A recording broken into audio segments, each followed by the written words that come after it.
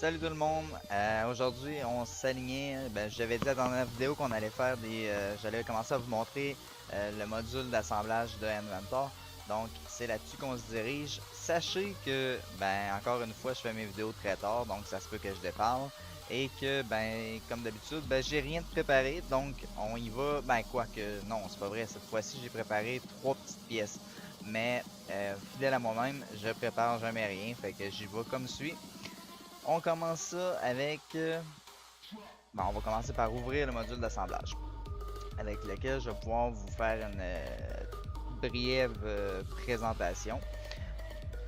Et oui, il est ouvert. Donc, encore une fois, comme pour les pièces, on a... c'est pas vraiment un arbre de création, mais là, ça va plus être un arbre de pièces. Donc, tout ce qu'on va rentrer dans notre assemblage va apparaître ici, les boulons, les pièces, peu importe.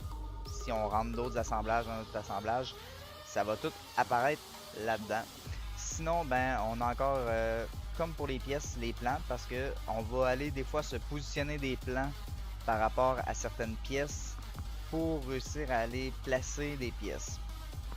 On va revoir ça un peu plus tard. Sinon, on a encore les mêmes trucs d'affichage. On a encore inspecté pour aller relever des mesures. On peut aller faire des esquisses dans des assemblages. Advenant le cas où est-ce que, mettons, je fais une plaque de 8 pouces par 10 pouces, une demi d'épais, puis je viens installer un pilot bearing. Quand je crée ma pièce, je suis pas obligé d'aller faire mes trous directement sur ma pièce. Je peux attendre d'être rendu dans mon assemblage et d'avoir positionné mon pilot bearing pour venir faire les pièces. Donc à ce moment-là, je vais aller utiliser la fonction commencer un esquisse, puis je vais aller faire un esquisse directement dans mon assemblage, puis je vais pouvoir aller percer à même mon assemblage. Je peux rajouter de la matière à ma pièce, en fait je peux faire n'importe quoi, je peux la modifier directement dans mon assemblage et je peux aussi créer de nouvelles pièces directement dans mon assemblage. Ça va tout être des choses qu'on va revoir plus tard. Donc c'est pour ça qu'on a esquisse puis modèle 3D aussi qui se retrouve dans le module d'assemblage. Conception, c'est assez gros. On va le voir vraiment. On va le voir plus tard. Il y a ossature qu'on va voir en premier qui est très pratique. Mais sinon pour la création d'arbres, d'engrenages, pour l'ajout de roulement puis tout ça, ça on va y revenir un petit peu plus tard. Sinon, on va commencer aujourd'hui avec, évidemment, pour placer. Puis on va aller voir les différentes contraintes qui s'offrent à nous. Puis vous allez voir aussi, on a aussi, là je me suis répété, on peut faire encore des réseaux, puis des symétries, puis copier des pièces. Admettons que j'ai un rempart sur un H-beam, j'ai pas besoin d'aller le placer, mettons, 20 fois dans mon H-beam. Je peux simplement placer le premier, puis après ça aller faire un réseau linéaire, puis lui dire que j'en veux 20 à toutes les 4 pouces, donc c'est assez pratique. Même chose quand que je place une pièce d'un côté, advenant le cas que je mets, mettons, je crée un véhicule, je mets une roue du côté gauche, si j'ai le milieu de mon véhicule, je peux simplement aller faire une symétrie, puis il va aller me mettre automatiquement une roue du côté droit. Ça peut être assez simple, assez pratique, c'est-à-dire. On va commencer par la base. La base, c'est ici. On peut aller placer des pièces qu'on a fabriquées. On peut aller placer du contenu, placer des affaires en fait depuis le centre de contenu directement de Inventor. On va l'ouvrir. On va regarder vite qu'est-ce qu'il y a là-dedans. Donc, c'est à l'intérieur de ça qu'on va retrouver, évidemment, tous nos boulons. Donc là, encore là, on a différents modèles. C'est vraiment, il y en a beaucoup là. Fait que je vais pas tout passer ça avec vous autres. Là. Je fais juste vous montrer où est-ce qu'il se trouve. Mais advenant le cas, on va y revenir. On va faire le tour complètement. On a des formes. C'est pas lui, c'est l'autre en dessous. Ici, on a des différents types de formes. Donc, on peut rentrer une sphère. Bref, j'ai jamais vraiment utilisé ça, là, mais bon.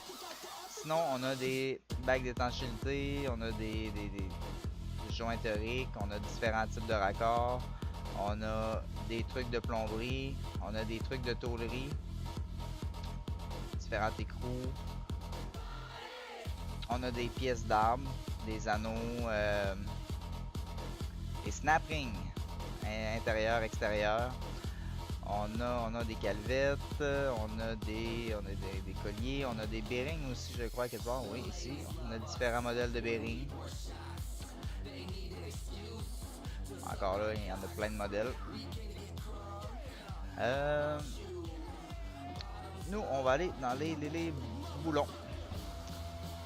Boulon blond, tête hexagonale. Et on va aller chercher un boulon en pouces. Vis à tête hexagonale en pouces. Et là, ben, il me demande de choisir la taille. Donc, mettons 1 pouce par quelle longueur que je veux que ça aille.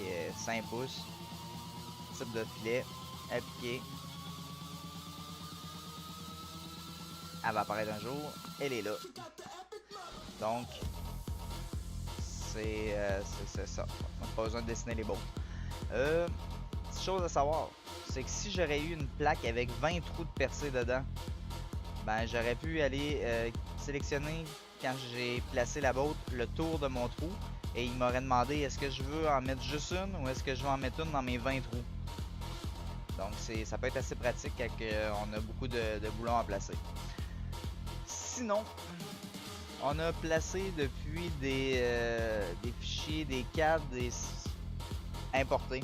Donc si on télécharge, exemple, une pièce quelconque en format step, chose on pourrait faire pour se pratiquer, ou internet, on va aller sur Google McMaster. On va aller se télécharger quelque chose, je sais pas quoi. Pourquoi pas, hey, j'ai aucune idée, sérieux, je manque d'inspiration. On va aller chercher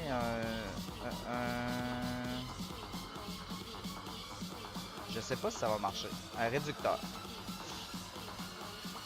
On va en prendre un totalement au hasard. Tiens, celui-là à 788$, il m'attire. Et malheureusement, je peux pas aller chercher le step de ça. On va en essayer un autre, là, mais ça m'étonnerait que pour ce type de pièce, je puisse avoir... pour ces pièces-là, je peux pas avoir les steps. On va aller dans le cas de plus simple. Un bearing. Ça, je sais que je vais être capable de l'avoir. Ah, on va y aller.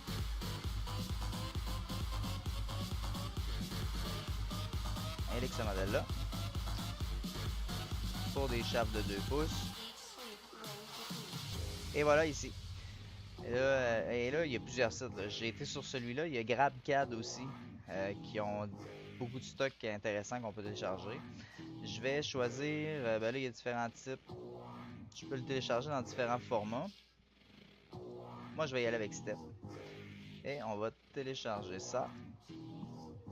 C'est déjà téléchargé. On envoie ça de côté. Et théoriquement, ça a dû aller dans télécharger. On va aller dans téléchargement et il est ici. Donc je clique dessus, ouvrir. Puis là, ben, c'est des options de comment je veux l'importer. On va laisser tout comme ça. On fait OK. Ça load. Et voilà. C'est apparu. Il est ici. Je pourrais l'ouvrir. Oups. J'ai cliqué sur modifier. Je pourrais aller l'ouvrir. Puis si je voudrais, ben, je pourrais venir changer la grosseur du trou ici. Mettre un trou de, tiens, 1 pouce. Je vois pas l'utilité de faire ça, mais c'est juste pour vous montrer qu'on pourrait le faire. On est capable de modifier les pièces qu'on va chercher. Ensuite, on enregistre. Oups. On ferme, puis voilà, ben, mes trous sont rendus plus gros. Donc ça, c'est pour les fichiers importés. Sinon, la fonction que vous allez utiliser, c'est vraiment placer. C'est pour aller placer les pièces que vous allez créer. On va aller sur le bureau. Je vais aller chercher toutes mes pièces que j'ai faites tout à l'heure. Puis on plante ça là. Et là, on va aller voir les contraintes, parce que les contraintes, c'est ce qui nous permet de les figer dans l'espace pour les empêcher de se promener. Moi, ce que je vous conseille, c'est de toujours bloquer un peu, de bloquer l'élément principal de votre dessin. Mettons, vous faites un frame ou peu importe, je vous conseille de le bloquer pour pas que votre assemblage, même s'il est parfaitement contraint, pour pas que votre assemblage puisse se promener dans l'espace. Donc, ce qu'on fait, on vient bloquer. Comme ça, ben, il peut plus bouger, il est figé là. Tandis que tout le reste autour peut bouger. Puis là, ben, on va aller contraindre les pièces par rapport à ça. On clique sur contrainte. Et là, ben, ça, je vais vous le montrer plus tard. C'est par exemple, j'aurais des engrenages. Puis je voudrais les mettre en mouvement. Et qui restent toujours, si on veut, attachés entre eux. Puis qui fonctionnent en fait comme un engrenage qui est supposé fonctionner. Là. Les dents rentrent dans chacune des autres dents. Ben, ça serait avec ça. On va y revenir plus tard. On va commencer avec les contraintes simples. Donc, on a les plaquages. Plaquage, ça sert à venir, exemple, je sélectionne ma face et je viens sélectionner mon autre face. Il va venir coller cette face-là sur cette face-là. Donc, ça, c'est la fonction plaquage. Il y a une autre fonction, j'annule. Dans plaquage, je peux sélectionner au lieu que ce soit face à face, mais plutôt que les deux faces soient... comment qu'il le nomme, un effleurement en fait, que les deux faces soient au même niveau. On va l'essayer, ça et ça. On applique. Et là, si je viens voir de côté, mes deux faces sont au même niveau. Et là, on revient comme ça. On annule. Ensuite, on a des contraintes d'angle. Je pourrais dire, par exemple, que je veux que cette face-ci par rapport à cette face-ci. Et là, tu vois, il me dit je suis à 0 degré. Je pourrais venir lui demander 45 degrés, par exemple.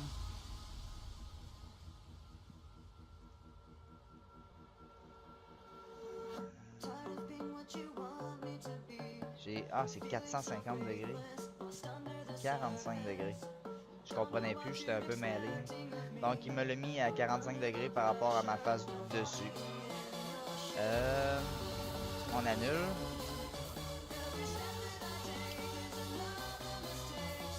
On a les tangentes. Mettons que je veux que cette face-ci soit tangent à l'extérieur de cette face-ci. Vous voyez un peu le principe. On annule. On fait l'autre type de tangente intérieure. Et là, vous voyez qu'il est rentré dans ma pièce. On annule. Ben, mettons qu'on le refait. On va refaire à l'extérieur. Peu importe si je bouge ma pièce, ils vont toujours rester accrochés en chambre dû à la tangente de côté. Donc, ils peuvent se détacher, mais ils sont toujours sur un axe qui est tangent.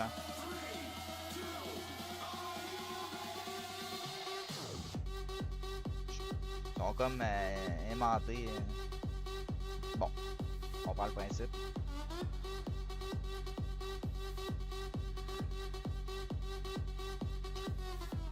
On a très pratique, contrainte de logement. Advenant le cas que je veux que ça ici agisse comme une botte et vienne se loger dans le trou, je vais aller sélectionner mon arête ici en dessous. Ça. Puis je veux qu'il vienne se loger à l'intérieur de ça. Donc, je sélectionne ici. Et là, ben, ils sont pognés ensemble. Je peux plus les sortir. On annule tout ça. J'aurais pu faire la même fonction, mais inversée. Vous allez voir, il va me virer la tête de bord. C'est la différence.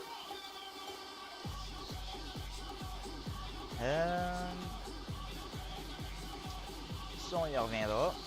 Un autre maintenant. Je voulais vous montrer aussi, si je reviens sur lui du début, chose que j'ai oublié de vous montrer. Si je, comme par exemple dans le cas d'un cylindre, je peux venir le barrer sur un axe aussi. Si je viens sélectionner ça, il a mis le centre de mon cylindre. Et il est rendu comme plaqué sur mon coin d'axe. Mais là, vous voyez que je suis encore capable de le bouger. C'est normal parce qu'il n'est pas totalement contraint. Il est seulement contraint par l'arrêt du centre. Donc si je voudrais venir le bloquer complètement, ben, je viendrais y rajouter au moins une autre contrainte. Dans ce cas-ci, ce que je ferais, probablement, je viendrais mettre une contrainte de plaquage entre ça et ça. Puis là, ben, ça peut plus bouger, c'est barré là. Je pourrais venir faire aussi par-dessus ça une contrainte de logement. De ça. Ici. Puis là, ben, encore une fois, tout est barré là. Continuer, on va te montrer autre chose. On va montrer autre chose. On va aller chercher un autre carré. Placé.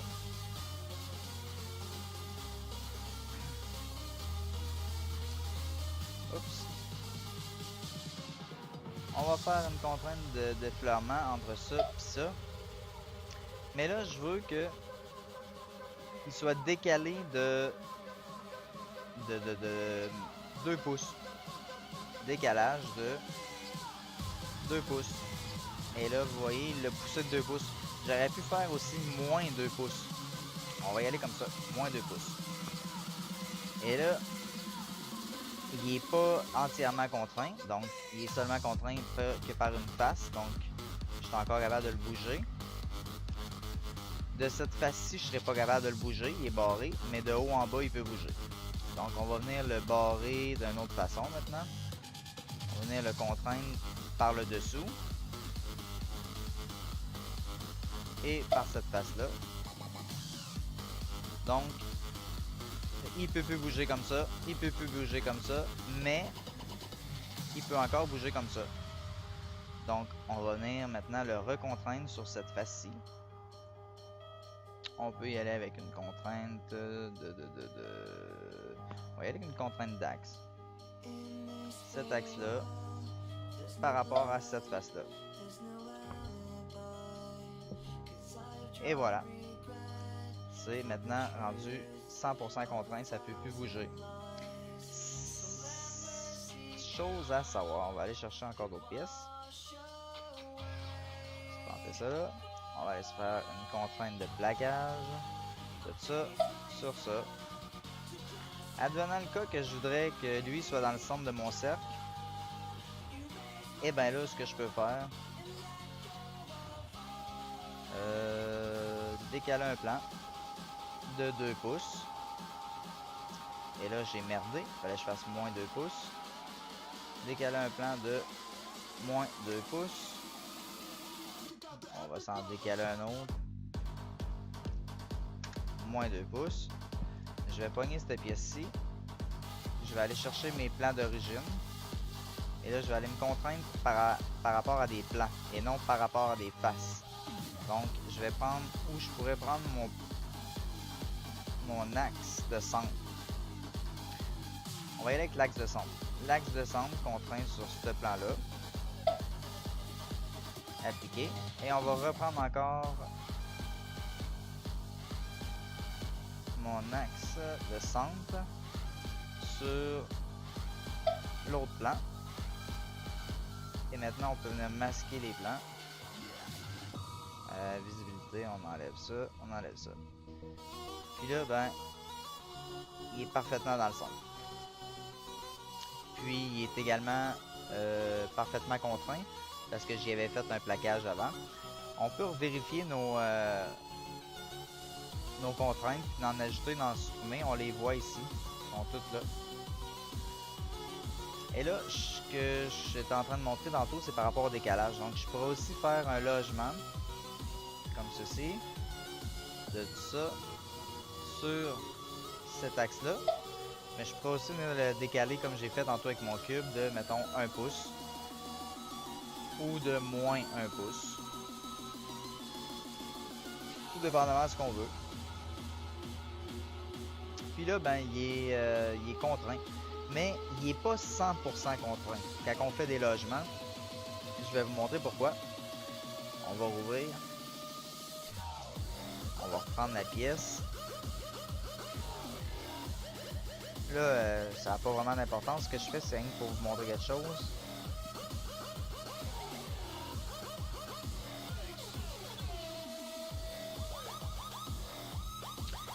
Donc, comme je vous dis, c'est pas 100% contraint.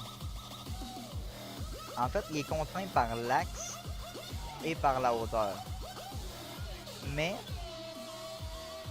il est capable de tourner encore. Donc, dans le cas d'un shaft ou d'une boat ou peu importe, ben, on pourrait utiliser vraiment cette contrainte-là. C'est juste que ce qu'il faut savoir, c'est que ça va pouvoir continuer quand même de tourner, ça sera pas 100% contraint. Dans le cas, par exemple, moi les boats, je les installe toujours de cette façon-là parce que, ben, en fait, je m'en fous que la boat elle puisse tourner, elle est quand même barrée de haut en bas et elle est barrée par rapport au trou. Elle peut juste tourner en fait.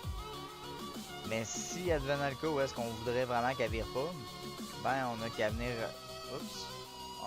rajouter une contrainte supplémentaire, soit une contrainte d'angle. On pourrait dire que je veux que cette face-ci soit par rapport à cette face-ci à 0 degré ou à 90 degrés. Et là, ben, ça peut plus bouger, c'est 100% contraint. Donc, c'est pas mal ce qui va conclure cette vidéo-là. C'est de cette façon-là qu'on contraint des pièces. Dans la prochaine vidéo, je vais voir avec vous l'onglet d'ossature ou le frame générateur qui appelle. Donc on va voir ça dans la prochaine vidéo. Sur ce, je vous laisse. Ciao!